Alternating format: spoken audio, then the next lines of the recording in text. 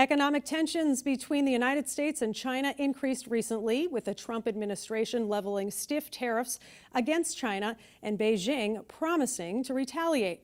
I sat down with Paul Musgrave, Associate Professor of Political Science at UMass Amherst, to find out what this means for the futures of both countries and the world economy, as well as higher education here in America. The big story over the past 2 years in U.S.-China relations has been that America and China have gone from being trade partners to now almost trade adversaries. And just as people thought that the trade talks were wrapping up, the Chinese had an emissary in D.C., it looked like things were moving toward a conclusion. All of a sudden, the Trump administration declared, with some reasoning, that China had started to backtrack on their promises and slapped a whole bunch of new tariffs, 25% tariffs on $200 billion worth of Chinese imports to the U.S. And that's ruptured the trade talks, and we're all waiting to find out what the next step is going to be. Tell us what some of those products include. The products that have come under this include, speaking more broadly, probably most importantly, telecommunications products made by the Chinese firm Huawei, which right now is looking at having its permission to deal with anything involving U.S. technology being yanked. And something similar happened to the Chinese firm ZTE last year. It's a smaller telecoms firm. It was described then as a death sentence. It's looking now like that could be something similar for Huawei. So there's the tariffs, which range across a whole bunch of other things, but then the non-tariff barriers, like these export controls on U.S. technology, really have escalated things and really are starting to pose an existential threat to key Chinese firms. Now, President Trump had said that we need to make up some of the tremendous ground we've lost to China on trade as his defense of this latest move. What's your reaction to that? I think that there's something to be said for it. I wouldn't go as far as the president has gone. I think that President Trump, since the campaign, since 2015, the early days of the campaign, has been very firm on going after what he sees as Chinese threats to American economic competitiveness. And in a lot of ways, I think that he's going about this in kind of a clunky way. In other ways, especially when it comes to issues like intellectual property theft or forced technology transfer by Chinese firms, going after American Western firms doing business with China, I think that he has a serious point. And certainly folks like U.S. Trade Rep Robert Lighthizer and White House economic advisor Peter Navarro have really been pretty sophisticated in talking about how the United States, to preserve its economic edge, needs to protect these ideas. And so even though in a lot of ways President Trump, when he talks about steel, when he talks about low-grade consumer electronics, really isn't making much economic sense, when you start talking about the serious issues at the core of this dispute, there is something to be said for what the president has been doing. And he's convinced that he's going to win the trade war. Is there another way to go around this, to protect the U.S.? Well, both sides for the past couple of years have been playing this almost according to classical negotiating theory. You signal what you want to do, the other side takes that as a threat, and then you keep escalating up. The first tariffs were very small, things like washing machines.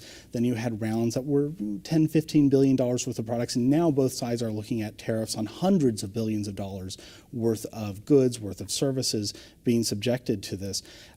This is a contest of wills. President Trump thinks that he has the edge because of America's lead in technology and intellectual property. President Xi, if you read or follow the Chinese news, really thinks that he has the edge because, unlike President Trump, he doesn't have to be reelected. And so the Chinese government has been strategically targeting for retaliation industries that are key to President Trump's electoral base. And that's why you see President Trump going out of his way to protect farmers and other folks in states like Iowa and Kansas that helped him win. So this is going to come down to a question of who has greater resolve to persist in the trade war. And I'm not sure that either side knows for sure.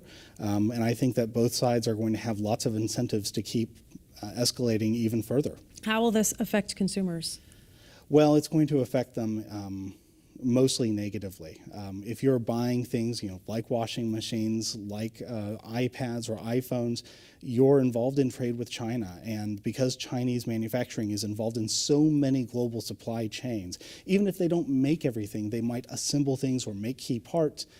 eventually those are going to trickle down into higher prices for consumers. And the studies that have been done have shown that basically all those tariffs that President Trump is so proud of, the cost of those is being passed on almost entirely to consumers. Until now, that really hasn't been noticeable. But if the price of iPhones jumps $100, $200, as is possible, or if they become scarce because for some volumes of manufacturing, there's no alternative to Chinese assembly, I think consumers will really start to feel the pinch. And where do the unions stand on tariffs? Because I think they had some support for President Trump, but where are they now in this current debate? It depends. It's confusing. When we were talking about Mexican and Canadian tariffs, the unions were actually opposed to them because steel workers have a union that crosses the United States-Canada border. When you get down into some of these issues, there are unions in areas in industries that might benefit from these tariffs that support them. I think in general, though, if you think about the union movement in America today, mostly they're public sector unions, and they're going to have a very mixed reaction to this. Okay. You also wrote an article recently about how this will affect higher education, something that maybe a lot of people wouldn't even think about in this conversation. Explain that article to us. Well, I think one of the things that people should realize about higher education in the United States is that it's a genuinely global phenomenon. Higher education is one of America's leading export services industries. Of the several million college students in America, a couple 100,000 of them, 300,000, are actually Chinese.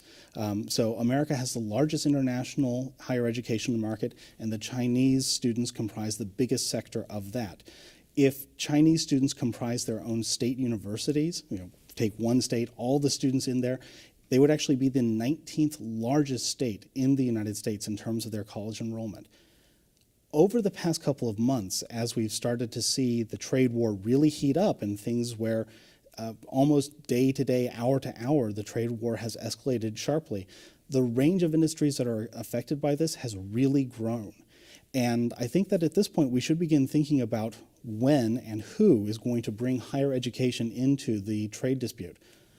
200, 300,000 Chinese students, that's a lot of people. Those are typically paying higher tuition than American students.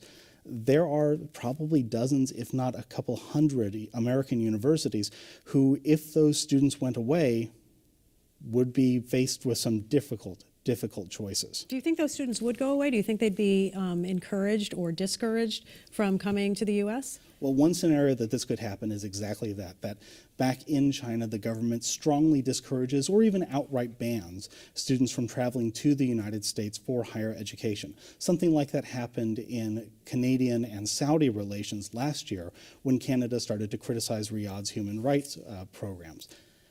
The other way that this could happen is actually an American crackdown, especially on Chinese graduate students coming to the United States under the guise of national security, using the same sort of logics that have been applied to Huawei and other industries, and saying that if you have a Chinese student in American universities participating in American research, what if they're taking more than they should be home?